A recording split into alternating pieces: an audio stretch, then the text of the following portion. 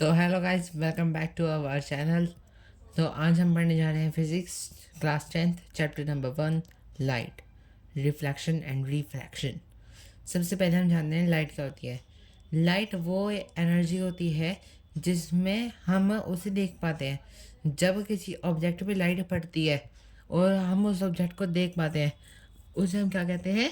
Light, which gives us a sensation of vision. ठीक है। Light always travel in a straight line. Light हमेशा एक सीधी line में ही चलती है। ठीक है। एंड ये लॉ ऑफ रिफ्लेक्शन और रिफ्लेक्शन के लॉ को ओबे करती है, मतलब मानती है।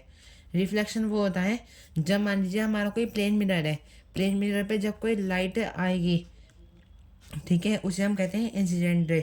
जब वो रिफ्लेक्ट बैक होगी उसे हम क्या कहते हैं? Reflected ray. After striking the smooth surface is called reflection. ठीक है। अब आप देख लीजिए, यहाँ पर ये हमारा प्लेन मिरर है। जब इंसिडेंट रे आती है तो वो रिफ्लेक्टेड रे बन जाती है। ये जो बीच में होता है ये परपेंडिकुलर होता है प्लेन मिरर के। ये होता है हमारा नॉर्मल। ठीक है। और ये वाला जो यहाँ पर एंगल फॉर्म होता है हमारा, ये होता है हमारा एंगल ऑफ इंसिडेंस। और ये होता है हमारा एंगल ऑफ रिफ्लेक्शन। जो हमारी ये होती है इंसिडेंट रे, जब ये फॉल करती है नॉर्मल से, तो ये वाला जो हमारा एंगल होता है ये हमारा ये होता है एंगल ऑफ इंसिडेंस। और जब वो रिफ्लेक्ट बैक होती है तो वो नॉर्मल से, तो फिर वो होती है हमारी एंगल ऑफ रिफ्लेक्शन। ठीक है। ये हमारे लॉज ऑफ रिफ्लेक्शन है। Incident ray, reflected ray, normal lie at the same plane at same point. Normal जो है वो सेम पॉइंट पे लाई करता है। ठीक है। Angle of incidence is always equal to angle of reflection. Angle of जो ये हमारा जो एंगल ऑफ इंसिडेंट है वो हमेशा एंगल ऑफ रिफ्लेक्शन के क्या होगा? इक्वल होगा। अब हमारे टाइप्स ऑफ रिफ्लेक्शन भी होते हैं। पहला आता है हमारा ये regular reflection. When parallel beam of light after striking smooth surface remain parallel, then it is called regular reflection. जब हमारी पैरेलल बीम ऑफ लाइट जब पड़ती है और वो रिफ्लेक्ट बैक होने के बाद भी पैरेलल रहे, उसे हम क्या कहते हैं? Regular reflection. और इर्रेगुलर रिफ्लेक्शन क्या होता है हमारा कि जब पैरेलल बीम ऑफ लाइट किसी रफ सरफेस पे हिट करती है और वो रिफ्लेक्ट बैक होने के बाद नॉन पैरेलल हो जाती है, उसे हम कहते हैं इर्रेगुलर रिफ्लेक्शन। ये कुछ हमारी कैरेक्टरिस्टिक्स हैं जो हमारी फॉर्म्ड होती है प्लेन मिरर पे। ठीक है। पहली है image is of same size. Image हमेशा जो फॉर्म होगी प्लेन मिरर पे वो हमेशा सेम साइज़ की रहेगी।